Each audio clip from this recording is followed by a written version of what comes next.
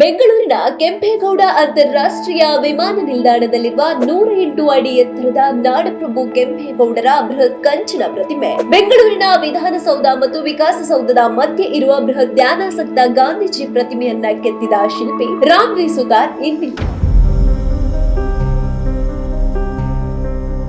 ಇವರು 1925ರ ಫೆಬ್ರವರಿ 19ರಂದು ಮಹಾರಾಷ್ಟ್ರದ ಧುಲೆ ಜಿಲ್ಲೆಯ ಗೊಂಡೂರು ಗ್ರಾಮದಲ್ಲಿ ಜನಿಸಿದ್ದರು. ಸುತಾರ್ ಅವರು ಬಾಲ್ಯದಿಂದಲೇ ಶಿಲ್ಪಕಲೆಯತ್ತ ಆಕರ್ಷಿತರಾಗಿದ್ದರು. ಮುಂಬೈನ JJ school of art and architecture ನಿಂದ ಚಿನ್ನದ ಪದಕವನ್ನ ಕೂಡ ಪಡೆದಿದ್ದರು. ರಾಮ್ ವಿ ಸುತಾರ್ ಭಾರತದ ಅಪ್ರತಿಮ ಶಿಲ್ಪಿ. ಪದ್ಮಭೂಷಣ ಮತ್ತು ಪದ್ಮಶ್ರೀ ಪುರಸ್ಕೃತ ರಾಮ್ ವಂಜಿ ಸುತಾರ್ ಅವರು ಕೇವಲ ಒಬ್ಬ ಶಿಲ್ಪಿ ಅಲ್ಲ, ಭಾರತದ ಇತಿಹಾಸವನ್ನ ಕಂಚಿನಲ್ಲಿ ಕೆತ್ತಿದ ಅದ್ಭುತ ಕಲಾವಿದ.